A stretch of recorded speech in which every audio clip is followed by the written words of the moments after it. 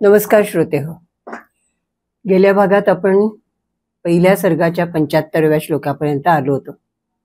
आज पुढच्या 76व्या श्लोकापासून सुरुवात करूया. दशवर्ष सहस्राणि दशवर्ष शतानि च रामो राज्यम उपासीत्वा ब्रह्मलोकम गमिष्यति. आता इथे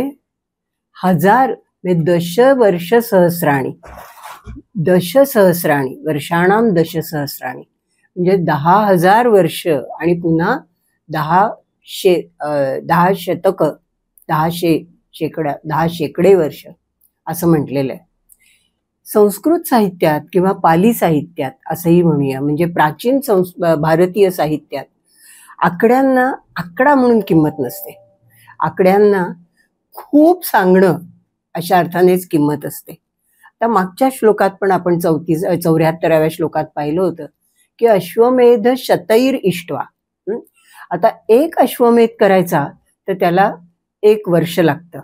म्हणजे आता समजा गृहस्थ झाल्यानंतर त्यांनी सुरुवात केली तर 25व्या वर्षी सुरुवात केल्यावर म्हणजे त्यांचं औषध असाही आयुष्य किती असेल वगैरे असा हिशोब नाही करायचा. अश्वमेध शतैही हे म्हणजे मानवी आयुष्यात त्यांनी अनेक अश्वमेध केले. आणखीन एक मुद्दा इथे नेहमी उपस्थित केला जातो की हे समजा रामाचं वर्णन आहे तर अश्वमेध यज्ञात आपल्याला 3 राजाला जो यज्ञ करतो त्याला 3 बायका असणं अपेक्षित असतं. रामाला तर एकच बायको होती, मग त्यांनी कसा काय केला असे प्रश्न काव्यामध्ये नाही विचारायचे, कारण तिथे नेमकेपणा नसतो. त्यांना फक्त जे त्यांचा वर्ण्य विषय असतो, जो वर्ण्य राजा असतो, ज्याच्याबद्दल चर्चा चाललेली असते त्याचं महत्त्व सांगायचं असतं. त्यामुळे त्यांनी खूप यज्ञ केले म्हणजे तो सामर्थ्यवान होता एवढं फक्त सांगायचं असतं. काही विद्वान असं म्हणतात की याचा अर्थ असा की ह्या महाकाव्यकारांना श्रौत कर्मकांडाबद्दल काही माहितीच नव्हतं, असं म्हणणं अगदी चुकीचं आहे. जेव्हा आपण ह्याच्यात बघतो, सिनेमांमध्ये पण बघतो की तिथे एका माणसाला एका कॉटवर ठेवले दुसऱ्या आणि एकमेकांच्या अंगातलं रक्त एकाला दुसऱ्याला देतात. सगळ्यांना माहीत असतं की हे असं कधीच होऊ शकत नाही, पण त्यावेळी त्यांना जी भावना दाखवायची असते की तातडीत ह्यांनी त्याला रक्त दिलं ते महत्वाचं असतं, तसंच इथे घ्यायचंय. त्यामुळे दशवर्ष सहस्राणि दशवर्ष शतानी म्हणजे भरपूर वर्ष रामाने राज्यम उपासीत्वा राज्य करून मग तो ब्रह्मलोकाला जाईल. ब्रह्मलोकम गमिष्यति. गमधातूचं भविष्य काळाचं तृतीय पुरुषाचं एकवचन आहे, कारण ते काय काय होणार हे सांगतायत आपल्याला ऋषी, बरोबर आहे. तर त्यामुळे आणि आपल्या संस्कृतीत वेगवेगळे लोक मानलेले आहेत. स्वर्गलोक आहे, ब्रह्मलोक आहे, विष्णुलोक आहे, तसं तो ब्रह्मलोकाला जाईल. आता इथे उपासित्वा म्हटलेलं आहे, राज्यम उप आसित्वा. आपल्याला माहिती आहे उपासना म्हणजे आपण त्यातला उपास करणे म्हणजे प्रत्यक्ष कल्पना अशी आहे की त्या दिवशी देवाच्या जवळ असणे, उपआस. त्याच्यात सुद्धा राज्यम उपासित्वा म्हणजे राज्यम भुक्त्वानी म्हटलेलं, राज्याचा उपभोग घेऊन नाही. राज्यम उपासित्वा म्हणजे उपासना आपण करतोय ह्या भावनेनं, कर्तव्य भावनेने तो राज्य करून मग ब्रह्मलोकाला जाईल. राम आहेत ना ते. इदम पवित्रम पापघ्नम पुण्यम वेदैश्च संमितम यः पठेत रामचरितम सर्व पापै प्रमुच्यते. आता इथे रामायणाचा विषय संपला आणि त्याच्या पुढचं सुरू झालंय. हे कशावरनं लक्षात येतं, कारण आता फलश्रुती सुरू झाली आहे. म्हणजे बघा इथे तुमच्या लक्षात येईल की इथे सीता त्यागाचा उल्लेख नाही. हे सगळं जे कथानक सांगतायत त्याच्यात सीता त्यागाचा उल्लेख नाही. त्यामुळे जे बऱ्याच जणांचा प्रश्न असतो की एवढा चांगला राम त्यांनी सीतेचा त्याग कसा काय केला हो, तर त्याला हे उत्तर आहे की सीता त्यागाचं प्रकरण, ती सगळी कथा ही त्याला नंतर जोडलेली असावी. त्यामुळे आपण जे हे चिकित्सित आवृत्ती बघतोय ती ज्या बडोदा विद्यापीठांनी केलेली आहे त्यांनी शेवटच्या उत्तरकांडाचं चिकित्सा केलेली नाही, ते आहे तसंच ठेवलेलं आहे. तर आता ते सांगायला लागलेत फलश्रुती. आता हे तुम्ही रामायण वाचा. वाचल्यावर काय होईल? यहा रामचरितम पठेत. जो कोणी हे रामचरित्र, रामाचं चरित्र, हे रामायण वाचेल, पठेत हे इथे आपल्याला माहिती आहे विद्यार्थ्याचं तृतीय पुरुषाचं एकवचन, म्हणजे त्याचा इथे भविष्यकाली किंवा ज्याला आपण म्हणतो ना अट दाखवणं असा अर्थ आहे. म्हणजे जो कोणी हे रामचरित्र वाचेल, पठ याचा मूळ अर्थ आहे वाचणे किंवा मोठ्यांदा वाचणे. तर त्याचं काय होईल? सहा सर्व पापैही प्रमुच्यते. सर्व पापांपासनं त्याची मुक्तता होईल. प्र अधिक मुंच धातू आहे, म्हणजे मुक्त होणे. प्रमुच्यते हे मुक्त तृतीय पुरुषाचं एकवचन आहे आणि सर्व पापांपासनं मुक्त होतो. आता वरच्या श्लोकात रामचरित कसं आहे त्याचं वर्णन आलेलं आहे. हे इदम म्हणजे हे, पवित्रम आपल्या जवळ जेव्हा असतं ना, इदमनी काय होतं? समीपतरवर्ती, जे अगदी आपल्या जवळ असतं त्याचा उल्लेख करायला इदम हे सर्वनाम येतं. त्यामुळे आपण त्याचीच चर्चा करतोय त्या अर्थाने हे. तर हे पवित्र म्हणजे अतिशय पावन, जे वाचल्याने आपल्याला पुण्य लागणार आहे असं पवित्र रामचरित्र. आणि पुन्हा पापघ्नम. आता तुम्ही म्हणाल पवित्रही म्हटलंय, पापघ्नमही म्हटलंय. नुसतंच समजा पापघ्नम म्हटलं असतं की जे घ्न हा धातू, हा घ्न हे कृदंत हन धातूपासून आहे. हंती त्याच्यापासनं घ्नम, जे आपलं सगळं पाप नष्ट करतं. अन म्हणजे आपल्याला माहितीये ठार करणे, नष्ट करणे. आपलं सगळं पाप नष्ट करतं. आता कसं होतं? नष्ट केल्याने काय होईल? मूळ स्थितीला फक्त येईल. मग ते पावन असेल की नाही आपल्याला माहित नसतं. तर तसं नाहीये. ते पाप तर नष्ट करतच, पण शिवाय ते आपण ज्याला म्हणतो की पॉझिटिव्हली ते तसंच्या तसं जरी असलं तरी ते पवित्रच आहे. शिवाय ते पाप नाहीसं करतं आणि पुण्य आहे, ज्या योगे आपल्याला पुण्याची प्राप्ती होते. वेदैश्च संमितम हे फार महत्वाचं आहे. आपल्या संस्कृतीत वेदांना खूप महत्व आहे. एखादी गोष्ट वेदात सांगितली आहे म्हटल्यावर आपण ती शांतपणे स्वीकारतो. आता हे जे रामायण आहे, संमित म्हणजे तुलना करण्याजोगं. सम म्हणजे बरोबर अर्थ आहे, योग्य असा अर्थ आहे सम या उपसर्गाचा. आणि मित म्हणजे मोजणे. ह्याला वेदांच्या इतकं मोजमाप दिलेलं आहे, म्हणजे त्याला वेदांच्या बरोबरीचं मानलेलं आहे. असं का सांगावं लागलं? कारण जसं आपण वेदांना प्रमाण मानतो तसं उलट जे आपल्याला प्रमाण मानायला हवंय त्या सगळ्याला आपण वेद म्हणतो. अगदी आपल्याला हे उदाहरण माहितीये, खूप वेळा इथेही आपण पाहिलेलं आहे की गीता ही खरं आहे का उपनिषद? कशी असेल? महाभारत हे व्यासांनी लिहिलं, व्यास ऋषींनी लिहिलंय आपल्याला माहिती आहे. आणि वेद हे आपण अपौरुषेय मानतो. पण कुठल्या तरी एका क्षणी गीतेला महाभारतातनं बाहेर काढलं असणार कोणीतरी ऋषींनी, त्याचं महत्व जाणून. आणि तिला उपनिषद म्हटल्यावर तिचं एक प्रकारे पावित्र्य तिला आलं म्हणून. आणि उपनिषद म्हटल्यावर आपण गीतेच्या शब्दांना मान देतो. तसं इथे म्हटलेलं की हे रामायण हे काव्य समजू नका. हे ऋषींनी लिहिलेलं हे खरं आहे, हे मानवी कृती आहे हेही खरं आहे, पण ती वेदांच्या तोडीची आहे, तिचा आदर करा. अशासाठी त्यांनी रामायणाला वेदैश्च संमितम असं म्हटलेलं आहे. तर असं तुम्ही वाचलं तर तुमची सगळ्या पापातनं मुक्तता होईल. एतद आख्यानम आयुष्यम पठन रामायणम नरः सपुत्र पौत्रः सगणः प्रेत्य स्वर्गे महीयते. हे आता फलश्रुतीचे पुढचं. हे रामायण जो माणूस नरः एतद रामायणम पठन, जो हे रामायण वाचत असतो, जो हे पठण करत असतो, त्याला काय होतं? स्वर्गे महीयते.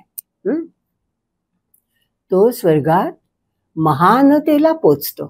महस म्हणजे मोठेपणा, महीयते म्हणजे त्याला मोठेपणा मिळतो, त्याचा मोठेपणा तिथे गायला जातो.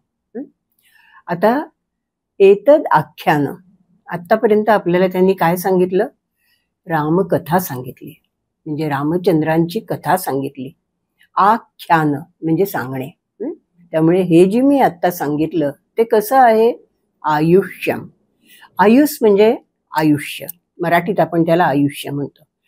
संस्कृतमध्ये इथे त्याचा अर्थ असा आहे, आयुष्यम म्हणजे तुम्हाला जास्त आयुष्य देणारं.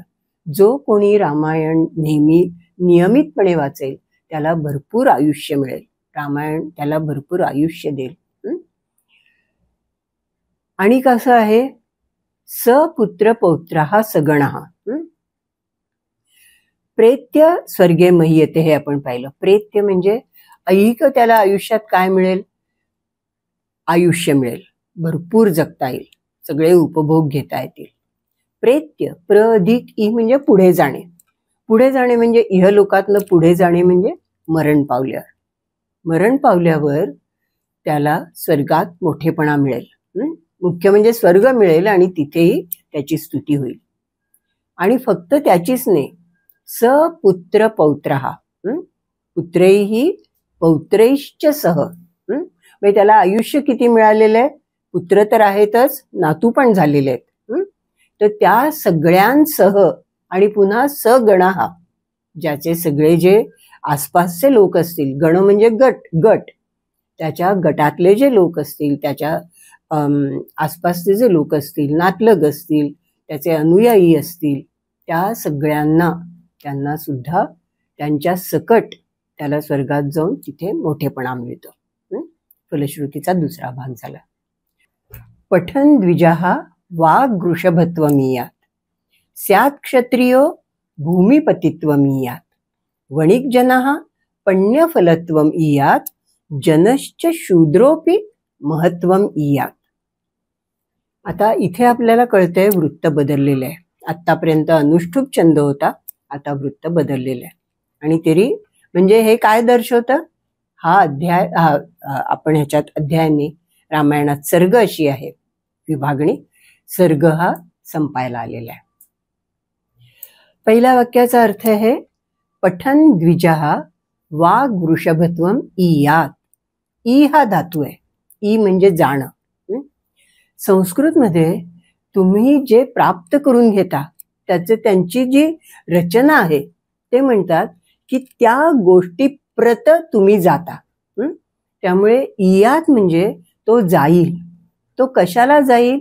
वाग्वृषभत्वम ह्या अवस्थेला जाईल. आता वाग्वृषभत्व म्हणजे काय? वाक म्हणजे आपल्याला माहिती आहे, वाक म्हणजे वाणी, वाचा.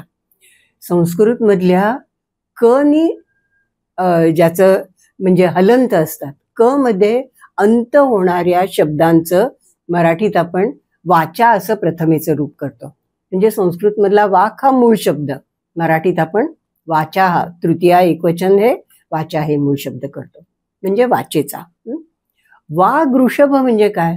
जो वाणीतला ऋषभ, ऋषभ म्हणजे इथे श्रेष्ठ, तो सगळ्या वाणीचे जे व्यापार आहेत, अध्ययन, अध्यापन, पठण, पाठन, या सगळ्यांमध्ये तो अतिशय श्रेष्ठ होईल.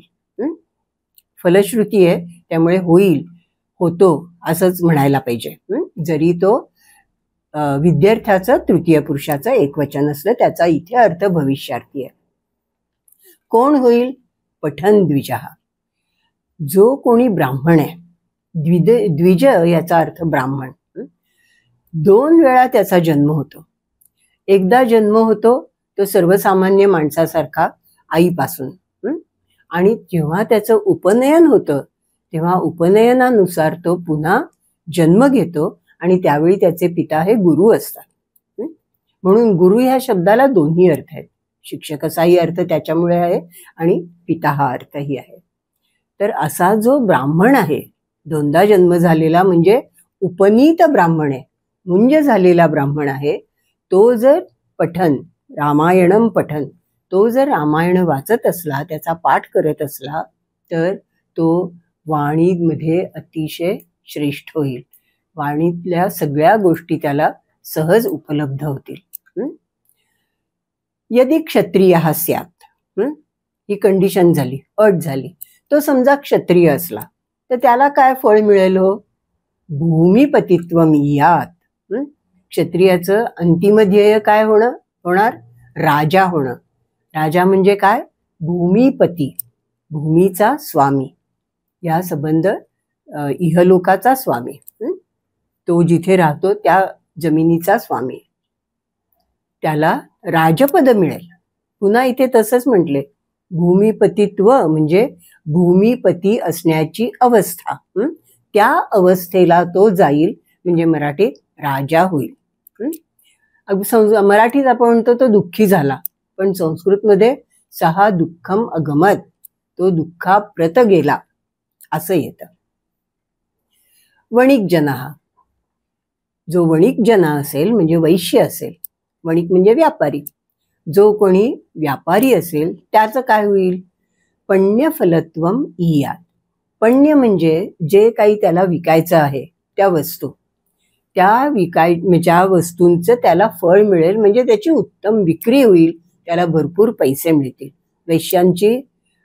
वैश्यांचं मुख्य कर्तव्य तेच आहे, शेती आणि व्यापार याद्वारे संपत्ती निर्माण करणं आणि राज्याची भरभराट करणं.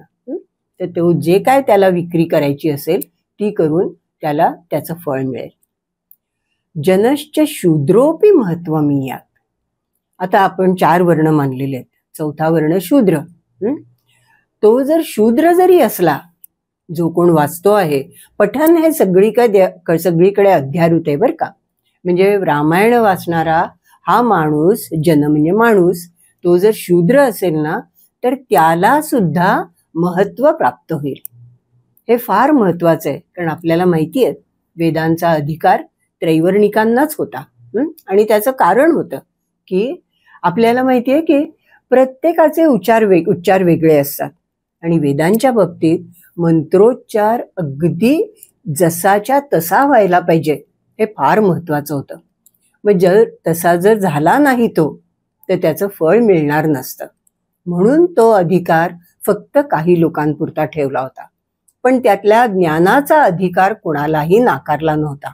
त्यामुळेच आता आपण महाभारत आणि रामायण ज्यांची निर्मिती कशासाठी झाली आहे ते म्हणतात, वेदांचं जे ज्ञान आहे ना त्याचं उपबृंहण करण्यासाठी, की वेदांना सगळ्यांना नाही ना म्हणता येत वेद, पण त्याच्यातलं ज्ञान आम्ही तुम्हाला रामायण, महाभारत आणि पुराण यांच्याद्वारे आम्ही त्यातलं सगळं ज्ञान तुम्हाला देतो. त्यामुळे कोणालाही आपल्या संस्कृतीत ज्ञानापासनं वंचित ठेवलेलं नाही आहे आणि वेदांची शुद्धताही कायम ठेवलेली आहे. म्हणून इथे शूद्राचं महत्व जास्त आहे, की तो जर रामायणाचा अभ्यास करत असेल तर त्यालाही महत्व येईल म्हणजे तोही त्यालाही सगळं ज्ञान प्राप्त होईल आणि त्याच्यामुळे तो महान होईल. त्या अर्थाने या शूद्र ह्या शब्दाचा इथे विशेष काय म्हणायचं त्याला, विशेष दखल घ्यायला हवी. इथे आता आपला पहिला सर्ग संपला, आपण दुसऱ्या सर्गाकडे जाऊया. नारदस्य तु तद्वाक्यम श्रुत्वा वाक्य विशारदः पूजयामास धर्मात्मा सह शिष्यो महामुनी. आपल्याला माहिती आहे वाल्मिकी ऋषींनी प्रश्न विचारल्यावर आतापर्यंत सगळं नारद ऋषी सांगत होते, बरोबर आहे. मग आता कथा पुढे जातीये. कर्ता कोण आहे याचा? सह शिष्यो धर्मात्मा महामुनी पूजयामास. महामुनी म्हणजे अर्थात वाल्मिकी, त्यांनी पूजा केली. आता ह्याच्यात आपल्याला माहिती आहे ह्याच्यात कर्म नाही आहे, कर्म संदर्भाने येणार आहे. कोणाची पूजा केली? नारदांची पूजा केली, कारण वरच्या वाक्यात नारदांचा संदर्भ आहे. केव्हा पूजा केली त्याच्यावरनं तुमच्या लक्षात येईल. नारदस्य तु तद्वाक्यम श्रुत्वा.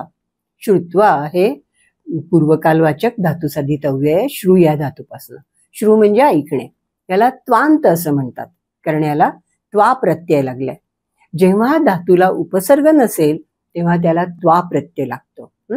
समजा याला सम हा प्रत्यय लागला, सम अधिक श्रू, तर त्याला ल्यप म्हणजे य प्रत्यय लागतो, त्याला ल्यबंत म्हणतात. हे त्वांत आहे, त्याचं संश्रुत्य असं होतं. तर नारद मुनींचं तिथे जरी नारद असं एकवचनी म्हटलं असलं तरी आपण मराठीत कधीही एकवचनी उल्लेख करत नाही. त्यामुळे नारद मुनींचं ते वाक्य ऐकून म्हणजे ते बोलणं ऐकून महामुनींनी, ते महामुनी कसे आहेत, वाक्य विशारद, वाणीच्या सगळ्या म्हणजे भाषण लेखन वाणीचे जे मुख्य व्यापार आहेत त्याच्यात अत्यंत कुशल आहेत, विशारद म्हणजे त्यांनी त्याच्यात भरपूर परिश्रम घेतलेले आणि धर्मात्मा आहेत, ते धार्मिक आहेत. सहशिष्या त्यांच्या शिष्यांसह त्या महामुनींनी पूजयामास, नारद मुनींची पूजा केली, त्यांचा आदर केला. यथावत पूजितस्तेन देवर्षिर नारदस्तदा आपृष्ट्वैवाभ्यनुज्ञातः स जगाम विहायसम. अशा रीतीने यथावत, आपल्याला माहितीये रामायणात सगळं यथावत व्हायला लागतं, जसं सांगितलेलं असेल त्याप्रमाणे.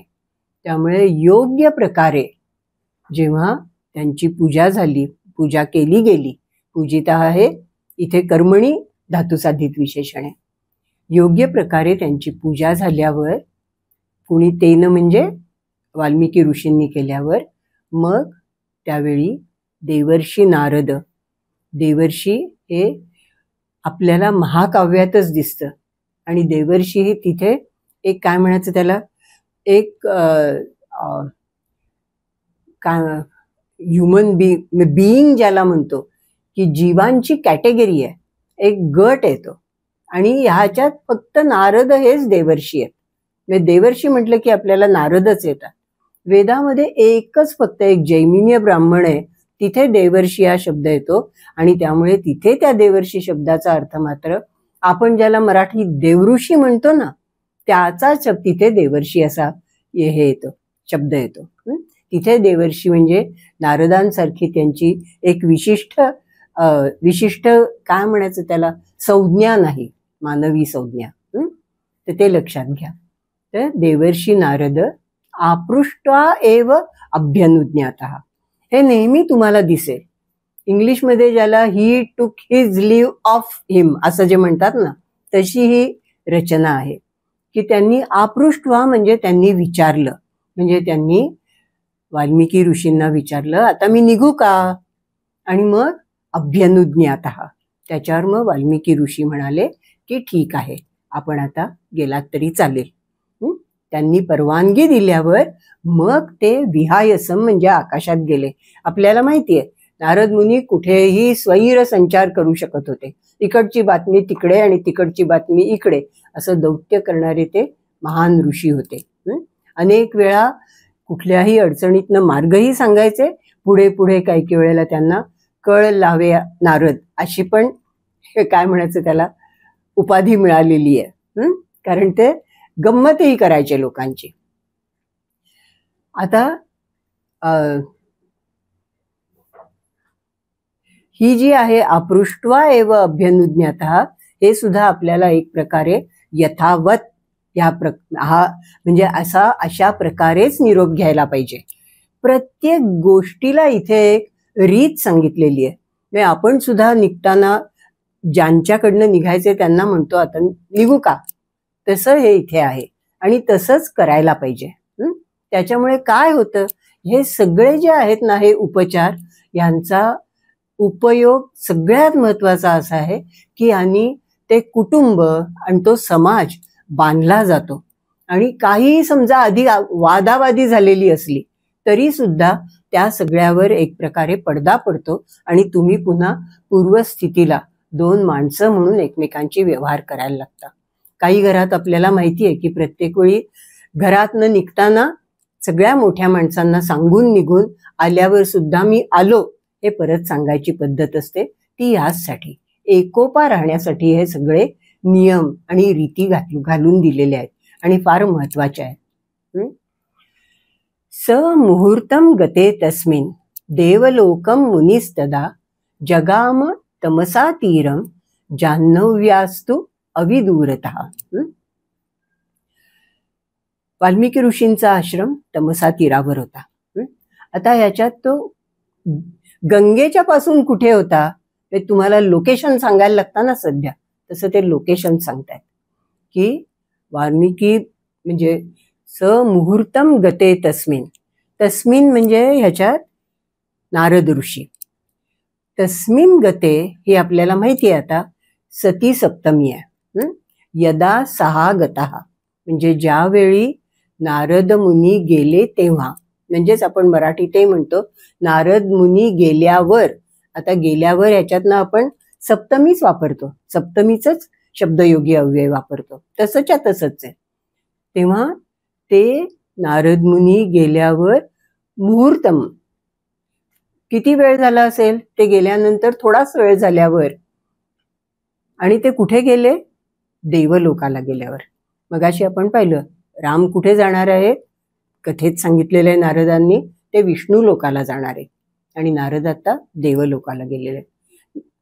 राम विष्णू लोकाला जाणार आहे बरोबरच आहे ना, कारण राम हे विष्णूचेच अंश म्हणून जन्म घेणार आहेत. त्यावेळी सहा मुनी म्हणजे आता वाल्मिकी मुनी, ते कुठे गेले?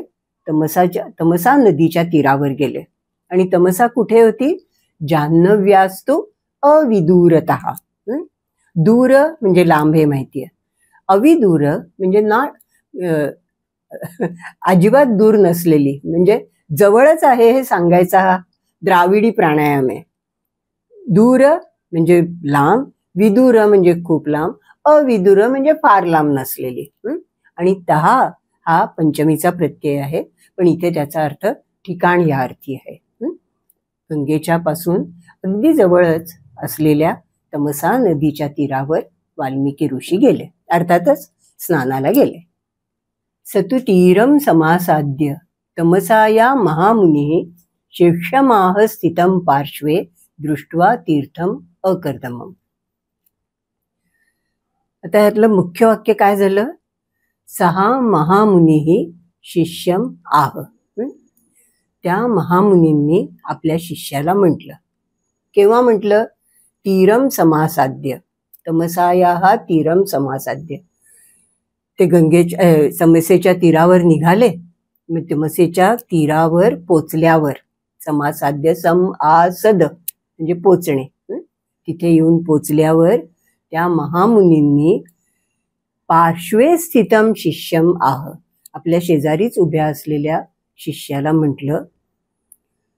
केव्हा म्हटलं? अकर्दमम तीर्थम दृष्ट्वा. तीर्थ याला एक अर्थ आहे, आता आपण त्याला सेक्रेड प्लेस म्हणजे जी पवित्र तीर्थक्षेत्र, तीर्थ हे आपण मराठीत तसंच्या तसं वापरतो, पवित्र क्षेत्र या अर्थाने तीर्थ म्हणतो. त्याचा मूळ अर्थ असा आहे, तीर्थ हा आहे त्रू या धातूपासून बनलेला शब्द आहे. त्रू म्हणजे तरुण जाणे. नदी भरधाव वाहत असते, प्रत्येक ठिकाणी काही आपण नदी ओलांडू शकत नाही, या तीरावरनं त्या तीराला जाऊ शकत नाही. केव्हा जाऊ शकतो? ज्यावेळी नदीला विशिष्ट उतार असेल, तिचा प्रवाह थोडा कमी झालेला असेल, त्यावेळीच आपण तिचा प्रवाह ओलांडून जाऊ शकतो. तो जो त्रू ओलांडणे आहे, पलीकडे जाणे आहे, त्याच्यापासनं हा तीर्थ शब्द आलेला आहे. आणि अर्थातच जेव्हा पूर्वी वाहनं कमी होती, येणं जाणं हे फार दुष्कर होतं, त्यावेळी अशा ठिकाणांना खूप महत्त्व प्राप्त झालं. आणि मग त्याचं महत्त्व प्राप्त झाल्यावर तिथे मग नेहमीप्रमाणे देवाची मूर्ती आली, लोक देवाला नमस्कार करून मग ओलांडायला लागले. कारण तसं कठीण होतं, तरी सुद्धा कठीण होतच, आजच्यासारखी सोपी नव्हती वाहतुकीची व्यवस्था. तर त्यामुळे त्याला तीर्थक्षेत्र हे व्हायला लागलं ते. आणि अशी ही सगळी नदी ओलांडून जाण्याची जागा ही सगळी पुण्यक्षेत्र झाली. तर तिथे आणि ते तीर्थही होतं, म्हणजे तिथे काय म्हणायचं, सुरक्षित जागा होती. आणि अकर्दमम मुख्य म्हणजे पाणी स्वच्छ होतं. कर्दम म्हणजे चिखल, पाण्यात चिखल नव्हता. म्हणून ते ऋषीला म्हणाले, शेजारी उभ्या असलेल्या, काय म्हणाले? अकर्दमम इदम तीर्थम भरद्वाज निशामय रमणीयम प्रसन्नांबू सन्मनुष्य मनोयथा. भरद्वाज हे त्यांच्या शिष्याचं नाव आहे. अरे भरद्वाजा, निशामय बघ, निशामय, निशामय या धातूची पण गंमत आहे. नि अधिक शम हा धातू आहे. नुसतंच निशम म्हणजे ज्याला प्रिमिटिव्ह म्हणतात, मूळ रूपात तो जर चालवला तर त्याचा अर्थ होतो बघून, ऐकून. निशम्य वाचम म्हणजे बोलणं ऐकून. पण तो जर प्रयोजक केला, निशामय केला, तर त्याचा अर्थ बघणे असा होतो. ते त्याला म्हणतात, अरे भरद्वाजा, हे तीर्थ बघ कसं आहे, अकर्दमम, अजिबात इथे चिखल नाहीये, रमणीय आहे, सुंदर दिसतंय, प्रसन्न अंबू आहे. इथलं अंबू म्हणजे पाणी, ते अंबू सुद्धा प्रसन्न, म्हणजे प्रसन्न हा धातू आहे प्र अधिक सद. आता ह्याची पण गंमत आहे. प्र अधिक सद म्हणजे काय? सद म्हणजे बसणे, आपल्याला माहितीये, प्रकर्षाने बसणे. म्हणजे ज्यातला गाळ सगळा खाली बसलेला आहे आणि त्यामुळे ते पाणी स्वच्छ झालेलं आहे. म्हणजे खाली बसणं ह्याचा अर्थ पुढे स्वच्छ असा झाला. आणि तो आपल्या सगळ्या संस्कृतीतला अतिशय महत्वाचा शब्द झाला. प्रसाद, स्वच्छ, स्वच्छ मनस्थिती किंवा स्वच्छ भावना. तर हे प्रसन्नांबू आहे, म्हणजे हे पाणी छान निवळलेलं आहे आणि स्वच्छ पाणी वर आलेलं आहे.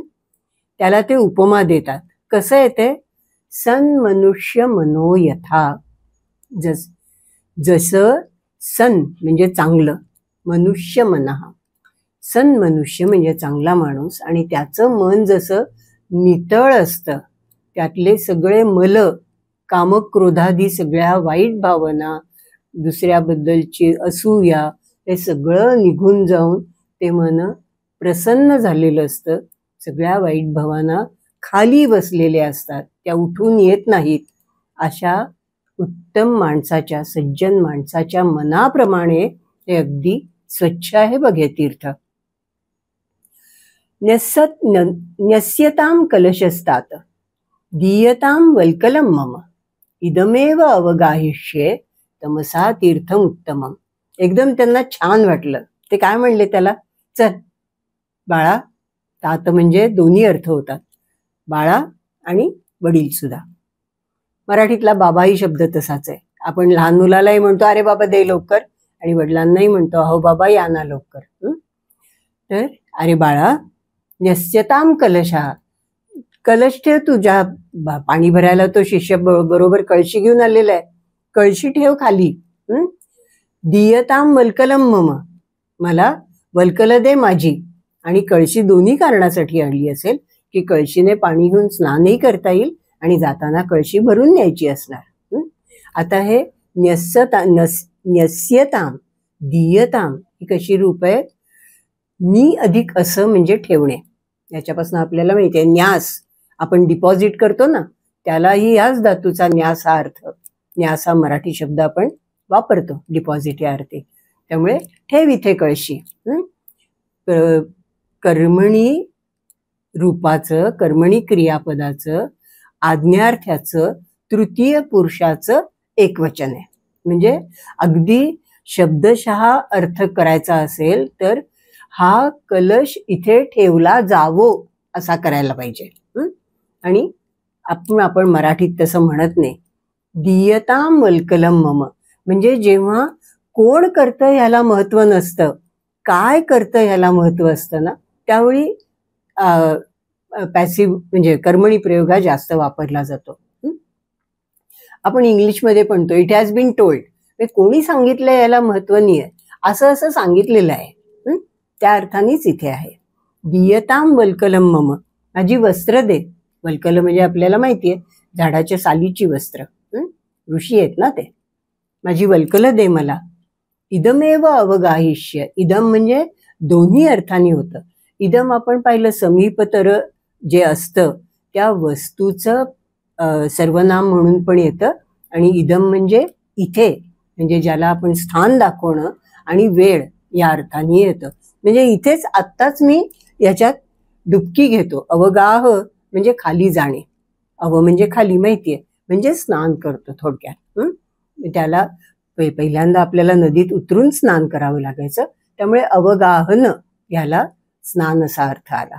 नंतर तुम्ही कशाही पद्धतीत केलं तरी अर्थ तो कायम राहतो.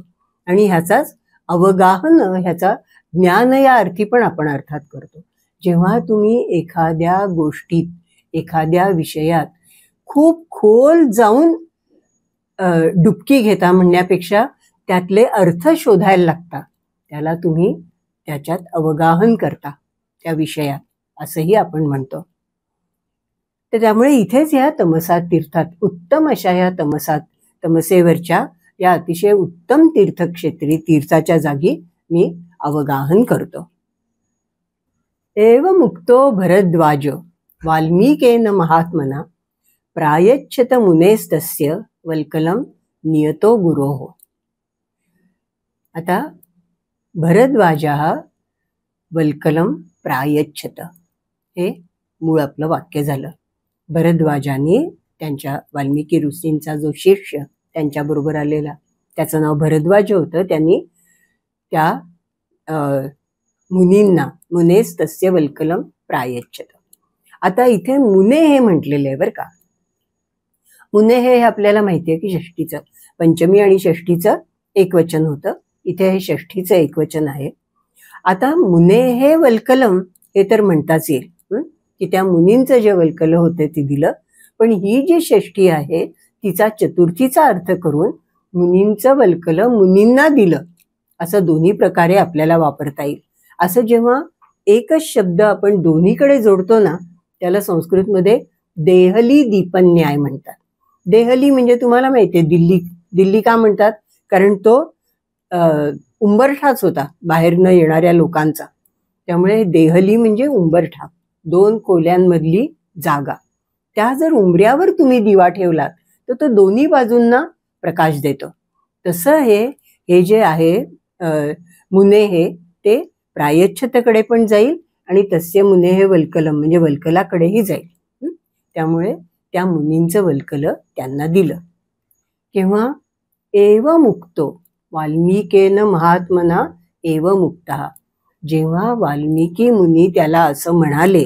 आता एव मुक्ताही आपल्याला माहिती आहे, कर्मणी आहे ही रचना. वाल्मिकी ऋषींकडनं असं म्हटलं गेल्यावर, म्हणजेच वाल्मिकी ऋषींनी त्याला असं सांगितल्यावर भरद्वाजांनी काय केलं, त्यांचं वल्कल त्यांना दिलं. कारण तो कसा होता, नियतो गुरोः, गुरूंच्या बाबतीत नियत म्हणजे सगळे नियम पाळणारा होता. नि अधिक यम म्हणजे काय म्हणायचं, कंट्रोल करणं, म्हणजे कसं म्हणायचं, ताब्यात आणणं. त्यामुळे तो गुरूंच्या आज्ञेत होता. नियता गुरोः, अशा त्या भरद्वाजांनी गुरूंची आज्ञा पाळली आणि त्यांचं वल्कल त्यांना दिलं. स शिष्य हस्तात आदाय वल्कलं नियतेंद्रियाः विचचारः पश्यंस्तर सर्वतो विपुलं वनम. सहा नियतेंद्रिया हा आपला श्लोकाचा कर्ता झाला. ते अर्थातच वाल्मिकी ऋषींचं वर्णन आहे. ते मुनी ज्यांनी आपल्या सगळ्या इंद्रियांवर नियत, पुन्हा तेच आलं नियम, प्रयत्नपूर्वक ताबा मिळवलेला होता. त्यांना शासन म्हणजे योग्य प्रकारे शिस्त लावलेली होती. त्यांनी मग काय केलं, विचचारः विपुलं वनम, त्या प्रशस्त वनात, विपुल म्हणजे भरपूर पसरलेलं, इथे त्या मोठ्या वनात त्यांनी सगळीकडे विचचार म्हणजे ते हिंडले. किंवा शिष्य हस्तात वल्कलम आदाय, शिष्याच्या हातातनं त्यांनी आपली वल्कल घेतली. मगाशी आपण पाहिलं, दा म्हणजे देणे, आ दा म्हणजे घेणे. आता दा या धातूला आ हा उपसर्ग लागला, त्यामुळे दाचं दत्वा होईल, आदाचं आदाय झालं, घेऊन. पश्यन्स तत्सर्वत, नुसते हिंडत नव्हते, सगळीकडे बघत बघत चालले होते. पश्यन, दोन गट एकाच वेळी दोन कृती करत होते. त्यामुळे पश्यन विचचार, सगळीकडे बघत बघत इकडे तिकडे हिंडत होते. तस्याभ्यासेतु मिथुनम चरंतम अनपायिनम ददर्श भगवांस्तत्र क्रौंचयोः चारुनिस्वनम. तस्याभ्यासेतु भगवान्स क्रौंच मिथुनम ददर्श. तिथून जात असताना तस्या अभ्याशे, अभ्याशे म्हणजे जवळ, अव्ययच आहे हे. त्यांच्या जवळच त्यांनी काय पाहिलं? एक जोडपं पाहिलं. जोडपं माणसांचं नव्हतं. कुणाचं होतं? क्रौंचयोः मिथुनम. तुमच्या लक्षात येईल, क्रौंच हा पुल्लिंगी शब्द आहे, त्याचं क्रौंचयोः हे षष्ठीचं द्विवचन आहे. म्हणजे दोन क्रौंचांचं जोडपं त्यांनी पाहिलं. आणि कसं होतं? चरंतम, इकडे तिकडे विहार करत होतं, उडत होतं म्हणा. अनपायिनम, अपाय म्हणजे त्रास देणारं, अपायीन म्हणजे त्रास देणारा. ते जोडपं कसं होतं? अनअपायिनम, ते कोणालाही त्रास न देता ते इकडे तिकडे बागडत होतं. आणि चारू निस्वनम, एकीकडे त्यांचं कूजन चाललं होतं. चारू म्हणजे सुंदर, मंजूळ आवाजात त्यांची किलबिल चाललेली होती, म्हणतो ना आपण, कलकल कलकल चाललेली होती, तसा आवाज करणारं ते जोडपं त्यांनी पाहिलं. तस्माच्च मिथुनाद एकम पुमांसम पापनिश्चयः जघान वैरनिलयः निषादस तस्य पश्यतः.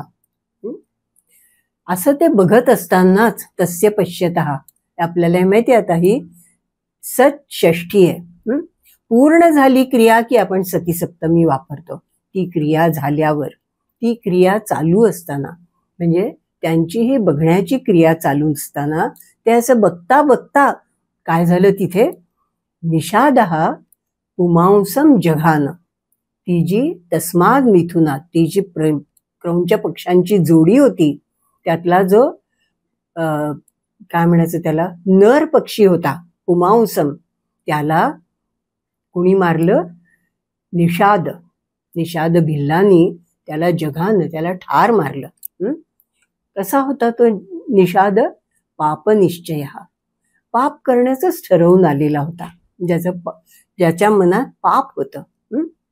आणि वैरनिलय, वैरभाव होता, पक्ष्यांच्या बाबतीतला वैरभावाचं ते निलय म्हणजे ठिकाण होतं, मनात त्याच्या वैर होतं. त्यांच्या देखत त्यांनी असं त्या क्रौंच पक्षा, एका क्रौंच पक्षाला मारलं. तम शोणित परीतांगम वेष्टमानम महीतले भार्यातु निहतम दृष्ट्वा रुराव करुणाम गिरम. आता तुमच्या डोळ्यासमोर येईल तो पक्षी खाली पडलाय, तो अजून त्याचा प्राण पूर्ण गेलेला नाहीये, त्यामुळे तो वेष्टमानम, तो तळमळतोय तिथे, त्याची हालचाल होतीये तिथे. कुठे? महीतलावर, खाली पडला ना, मही म्हणजे पृथ्वी, जमिनीवर तो पडलाय आणि त्याची तळमळीने तो हालचाल करतोय. आणि काय झालंय? शोणित परितांगम, त्याचं सर्वांग रक्ताने माखलेलं आहे. परितांगम, सगळीकडे रक्त पसरलेलं आहे. ते कुणी पाहिलं? भार्या तू दृष्टवा, अशा रीतीने तो निहत, म्हणजे त्याला मारलेलं पाहून त्या भार्येला, म्हणजे त्या मादी पक्षिणीला, ती काय करायला लागली बिचारी?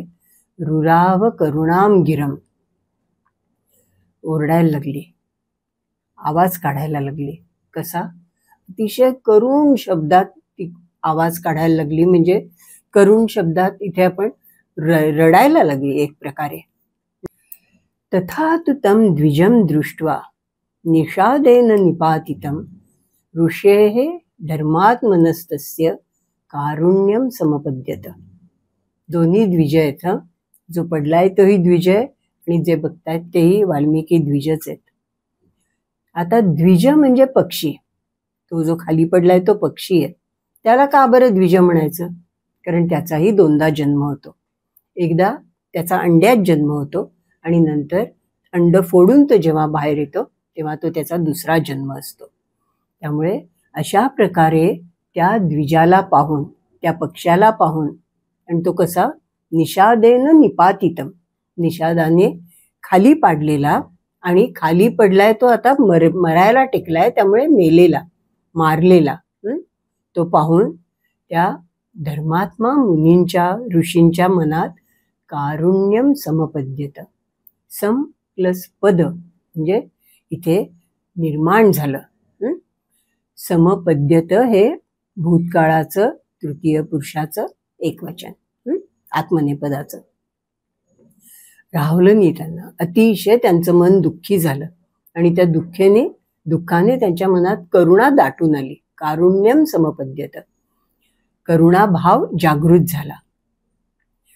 ततः करुणवेदित्वात् अधर्मोऽयम् इति द्विजः निशाम्य रुदतीं क्रौञ्चीम् इदं वचनमब्रवीत्. ततः करुणवेदित्वात्, हा शब्द वैशिष्ट्यपूर्ण आहे बरं का. करुणवेदित्वात् हा कसा सोडवायचा? करुण आपल्याला माहितीये, वेदित्व माहितीये. आता इथे द्विद या धातूचा अर्थ मिळवणं किंवा मिळणं असा घ्यायला पाहिजे. म्हणजे अशा प्रकारे त्यांच्यात करुण भाव, कारुण्य जागृत झाल्यामुळे हा अधर्म आहे, अधर्मोयम अशी त्यांना जाणीव झाली. अधर्मोयम इति द्विजः, त्यांना हा अधर्म आहे अशी जाणीव झाली. आणि निशाम्य रुदतीम क्रौंचीम, ती तिथे जी क्रौंची होती, मादी पक्षीण होती, हे दोन्ही कर्म आहेत, द्वितीयेचं एकवचन आहे. त्या रडणाऱ्या क्रौंचीला तिचा तो शोक, तिला बघून, तिचा शोक ऐकून, आता इथे निशाम्य आहे परत, नि अधिक क्षमचं प्रयोजकाचं लेबंत आहे, म्हणजे तिला पाहून इदम वचनम अब्रवीत, त्यांना ते म्हणाले. काय म्हणाले? मा निषाद प्रतिष्ठां त्वम अगम शाश्वती समाहा यत् क्रौंच मिथुनाद एकम अवधिक काम मोहितम. हा अतिशय प्रसिद्ध श्लोक आहे. हा सबंध अभिजात वाङ्मयात पहिला श्लोक रूपाने आलेला उद्गार आहे. आणि म्हणून रामायण हे आदिकाव्य आणि वाल्मिकी ऋषी हे आदि कवी असं आपण समजतो. कोणी म्हणेल मग महाभारत आधी का रामायण आधी? हा इथे प्रश्न नाहीये. महाभारत हे स्वतःला इतिहासम पुरातनम, म्हणजे नुसतं कथन की असं असं झालं, असं झालं असं सांगतं, अशी त्यांची प्रतिज्ञा आहे. पण ह्या श्लोकामुळे रामायणाला काव्य म्हणतात आणि आदि काव्य म्हणतात, आपल्या संस्कृतीतलं पहिलं काव्य. काय म्हणाले ते? मा निषाद प्रतिष्ठां त्वम अगमः, हे निषादा. आता अगमः हे तृतीय भूतकालाचं एकवचन आहे, तृतीय पुरुषाचं. जी नुकती घडून गेलेली असते ना घटना, त्याच्यासाठी हा तृतीय भूतकाळ वापरतात. ते जर रूप मा या अव्ययाबरोबर आलं तर त्याचा अर्थ नकारार्थी होतो. म्हणजे हे निषादा, तुला कधीही प्रतिष्ठा मिळणार नाही, म्हणजे स्थिर स्थान मिळणार नाही. प्रति अधिक स्था म्हणजे स्थान, प्रतिष्ठाम अगमहा, शाप देता येते एक प्रकारे. आणि मगाशी जसं आपण पाहिलं की मिळणार नाही या अर्थी प्रतिष्ठाम गम हा धातू वापरलाय. तू त्या स्थानाप्रत पोचणार नाहीस. कसं? शाश्वतीही समाहा, प्रतिष्ठा हे स्त्रीलिंगी द्वितीयेचं एकवचन आहे, त्यामुळे शाश्वतीही आणि समाहा हे सुद्धा, शाश्वतीही समाहा म्हणजे कित्येक काळ, समाहा म्हणजे वर्ष, तुला स्थिर असं स्थान मिळणार नाही. यत, का बरं असं? कारण यत क्रौंच मिथुनाद एकम, क्रौंच्याच्या जोडप्यातल्या एकाला तू काय केलंस? अवधीही, तू त्याला ठार मारलंस. इथे सुद्धा तुमच्या लक्षात येईल अन्वयाचं अवधी तृतीय भूतकाळाचं एकवचन आहे. नुकतं त्यांच्या डोळ्यासमोर घडलेली घटना आहे ना, त्यामुळे ती तृतीय भूतकाळात व्यक्त होते. आणि नुसतंच मारलं नसते. कसं होतं क्रौंच मिथुन? काममोहितम, ते एकमेकांवर प्रेम करत होतं. अशा पक्षाला तू मारलंस, त्यामुळे तुला शाश्वत स्थान नाही, कित्येको वर्ष गेली तरी. तस्यैवं ब्रुवतश्चिंता बभूव हृदि वीक्षतः शोकार्तेनास्य शकुनेः किमिदं व्याहृतं मया. हे म्हटलं खरं त्यांनी. संबंध त्या शोकाचा उद्गार श्लोकरूपात झाला आणि मग त्यांना जाणीव झाली की अरे, आपण हे काय बोललोय आता? आपण आपला हा उद्गार कसा आहे? एक श्लोकरूपाने बाहेर पडलाय, ते व्यक्त करतायत आता. असं ते म्हणले, त्या निषादाला असं ते महानिषाद वगैरे म्हणले आणि एकदम चिंता बभूव. मराठीत आपण चिंता म्हणजे काळजी घेतो, काळजी अर्थ घेतो, संस्कृतमध्येही तो येतो, पण मूळ चिंत या धातूचा अर्थ आहे विचार करणे. त्यामुळे इथे एखाद्या गोष्टीचा सारखा विचार करणं ह्यालाही आपण चिंता म्हणतोच, पण इथे चिंता याचा विचार असाच अर्थ आहे. म्हणजे त्यांना एकदम असं म्हणता म्हणता चिंता बभूव, विचार आला मनात. काय? आणि हृदि वीक्षता, मनातल्या मनात बघता बघता, विचार करताना काय विचार आला? अस्य शकुनेः शोकार्तेन किमिदं व्याहृतं मया. हा जो पक्षी आहे इथे, अस्य शकुनेः, या शकुनीच्या, शकुनी म्हणजे पक्षी, या पक्षाच्या शोकाने, त्याच्या बाबतीत जे काही घडलं त्याच्यामुळे जो शोक झाला मला, जे दुःख झालं त्यांनी मी व्याकुळ झालो, आर्त झालो. आणि त्यांनी काय झालं? किमिदं व्याहृतं, मी काय म्हटलं? त्यांनाच आश्चर्य वाटते. चिंतयन्स महाप्राज्ञः चकार मतिमान मतिम शिष्यं चैवा ब्रवीद्वाक्यम इदं स मुनिपुंगवः. असा विचार करताना ते महाप्राज्ञ, अतिशय बुद्धिमान मुनी आणि मतिमान, म्हणजे प्रज्ञा पण आहे आणि मती पण आहे. प्रज्ञा म्हणजे बुद्धी म्हणू आणि मती म्हणजे विचारशक्ती म्हणूया, मन धातूपासून मती. असे ते अतिशय बुद्धिमान आणि मतिमान ऋषी मतिम चकार, त्यांच्या मनात विचार आला आणि शिष्यम चैवा ब्रवीत वाक्यम, आणि ते आपल्या शिष्याला हे वाक्य म्हणाले. कोण? स मुनी पुंगवा, ते श्रेष्ठ मुनी आपल्या शिष्याला असं म्हणाले. पादबद्धः अक्षरसमः तंत्रीलय समन्वितः शोकार्तस्य प्रवृत्तो मे श्लोको भवतु नान्यथा. मी आता जे बोललोय ना, शोकार्त होतो मी, शोकाने व्याकुळ झालेल्या मे श्लोको प्रवृत्ता, माझ्याकडनं हा श्लोक निर्माण झालाय. प्रवृत्त, हा प्र अधिक वृत्त म्हणजे सुरू होणे, हा श्लोक सुरू झालाय, म्हणजे ही रचना सुरू झाली आहे. गौतम बुद्धांनी काय केलं? धर्मचक्र प्रवर्तन, ते जे प्रवर्तन त्याच्यातही मूळ धातू प्रवृत्त, सुरू करणे हाच आहे. तर तो कसा आहे श्लोक? पादबद्धा, व्यवस्थित 4 पादांमध्ये झालेला आहे. महानिषाद प्रतिष्ठाम त्वम, हा पहिला पाद, मग दुसरा, तिसरा, चौथा. पुढे काय आहे? अक्षर समाहा, प्रत्येक पादामध्ये अक्षरही समान आहेत, 8 अक्षर आहेत. आणि काय आहे? तंत्रीलय समन्वितः, ह्याला एक लय आहे, स्वतःची लय आहे, आणि ती एखाद्या वाद्याबरोबर ती लय अत्यंत योग्यपणे आपल्याला जोडता येईल. समन्वित म्हणजे जोडणं, अशी जोडता येण्यासारखी लय त्याला प्राप्त झालेली आहे. हा श्लोकच निर्माण झालाय.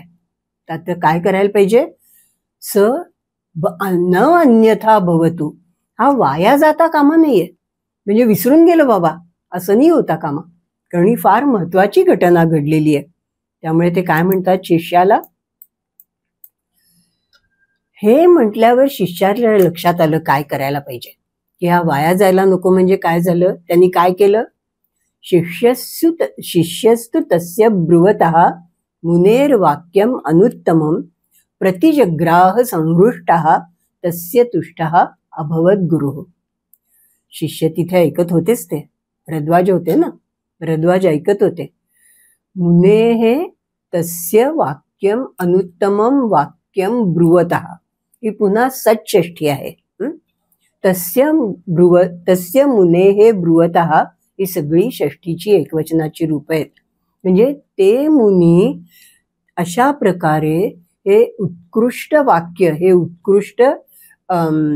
ही उत्कृष्ट वाणी बोलत असताना, म्हणजे उच्चारत असताना शिष्याने, त्यालाही आनंद झाला, संहृष्ट, तोही अतिशय आनंदित झाला. आणि मग त्यांनी काय केलं? आणि प्रतिजग्राह, त्यांनी तो श्लोक स्वीकारला म्हणजे काय केलं, आत्मसात केला, त्यांनी पाठ करून टाकला. आणि मग काय झालं, गुरुः अपि तुष्टः अभवत्. शिष्यानी अशा प्रकारे तो श्लोक पाठ करून टाकला. त्यांनी पुन्हा ऋषींना कदाचित म्हणून दाखवला असेल की बघा हा असा आहे ना. आणि त्यामुळे गुरु अतिशय संतुष्ट झाले की आपण केलेली ही श्लोकाची पहिली आद्य श्लोक हा आपण जो रचला तो आता अजिबात विस्मृतीत जाणार नाही, वाया जाणार नाही. हे आपल्या शिष्यांनी काम केलेलं आहे. त्याच्यामुळे गुरु पण आनंदी झाले. सोऽभिषेकं ततः कृत्वा तीर्थे तस्मिन् यथाविधी तमेव चिंतयन् अर्थम उपावर्तत वै मुनिः. मुनिः अभिषेकं कृत्वा उपावर्तत. ऋषी कशाला आले होते नदीच्या तीरावर, आंघोळ करायला. पण झालं हे सगळं वेगळंच झालं. पण त्यांच्या लक्षात होतं तरी की आपण आंघोळ करायला आलोय. मग तस्मिन तीर्थे, त्या तीर्थस्थळी, त्या तीर्थावर त्यांनी त्यावेळी मग यथाविधी आलं रामायणातलं, योग्य प्रकारे अभिषेकम कृत्वा.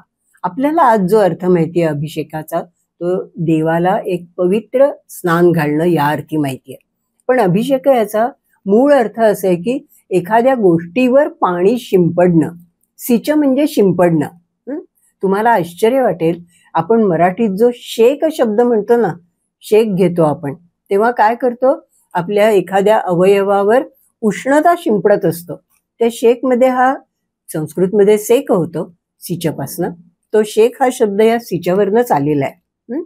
तर अशा प्रकारे अभिषेकम कृत्वा म्हणजे त्यांनी स्नान केलं. त्या तीर्थावर यथाविधी त्यांनी पटकन स्नान केलं. आणि मग तमर्थमेव चिंतयन, त्यांच्या मनात तीच घटना पुन्हा पुन्हा येत होती. त्याच घटनेचा त्या विचार करत होता की कसा तो पक्षी एकदम त्यांनी त्या निषादाने त्याला खाली पाडलं, कसा तो मेला आणि कसा माझ्या मनात हा श्लोक उत्पन्न झाला. असा हा विचार करतच ते मुनी उपावर्तत, आवृत म्हणजे माघारी परत आले, आश्रमात परत आले असणार. भरद्वाजस्ततः शिष्य विनीतः श्रुतवान गुरोः कलशम पूर्णमादाय पृष्ठतोऽनुजगामः. भरद्वाज शिष्य अतिशय आज्ञाधारक, आपण पाहिलंच, नियतः होता ना तो. मग तो कसा होता, विनीतः. आता नियताच्या ऐवजी इथे विनीतः म्हणजे अत्यंत आदर दाखवणारा, नम्र. वि अधिक नी याचा अर्थ शिक्षण देणे. विनय जो शब्द येतो ना नंतर, विनयाधानात शिक्षण देणे म्हणजे ज्याला आपण वेल ट्रेन म्हणतो, तो विनीतमध्ये अर्थ आहे. अतिशय उत्तम शिक्षण मिळालेला, श्रुतवान, उत्तम ज्ञान ज्यांनी ग्रहण केलेलं आहे असा त्या गुरूंचा भरद्वाज नावाचा शिष्य. त्यांनी गुरूंचा कलश, गुरूंच्यासाठी जी कळशी आणलेली होती आपण मगाशी पाहिलं, ती कळशी पूर्ण मादाय, ती कळशी पूर्ण भरली आणि ती घेऊन गुरोः पृष्ठतः अनुजगामः, गुरूंच्या पाठोपाठ तोही चालायला लागला. आता इथे तुमच्या लक्षात येईल की यांनी एकाच अर्थाला दोन काय म्हणायचं एक्सप्रेशन्स म्हणजे दोन अभिव्यक्ती वापरलेल्या आहेत. गुरोः अनुजगाम, गुरोः पृष्ठतः जगाम म्हटलं असतं तरी चाललं असतं की गुरूंच्या पाठोपाठ गेला. पण तो गुरूंच्या पाठोपाठ आणि परत मागोमाग गेला असं इथे झालेलं आहे. पण असं येतं संस्कृतमध्ये, त्याला की ते चूक आहे असं नाही. आणि इथे अनुहा कदाचित वृत्तासाठी पण त्यांना घालावं लागला असेल. पण इथे तेवढं फक्त आपण लक्षात ठेवायचं की पृष्ठतः अनुजगाम इथे द्विरुक्ती झालेली आहे त्या कल्पनेची. स प्रविश्य आश्रमपदम शिक्षेण सह धर्मविद उपविष्ट कथाश्चान्यास चकार ध्यानमास्थितः. मग ते गुरुजी आश्रमपदम प्रविश्य, सहा म्हणजे इथे वाल्मिकी ऋषी, आणि ते कसे धर्मविद, धर्माचं यथायोग्य ज्ञान असलेले ते वाल्मिकी ऋषी शिष्येणसह आपल्या शिष्याच्या बरोबर त्यांनी आपल्या आश्रमात प्रवेश केला आणि ते बसले. ध्यानमास्थितः उपविष्टः. ते व्यवस्थित, आता इथे ध्यानमास्थितः म्हणजे ध्यान लावून असं नाही, व्यवस्थित ध्यानासाठी तयार जसे होतात तसे व्यवस्थित बसले. आणि कथाश्च अन्याहा चकार, म्हणजे इतका वेळ ते त्याच गोष्टीचा विचार करत होते. आता त्यांनी इतरही काही गोष्टी बोलले, इतर गप्पा केल्या त्या शिष्यांबरोबर, असा याचा अर्थ घ्यायचा.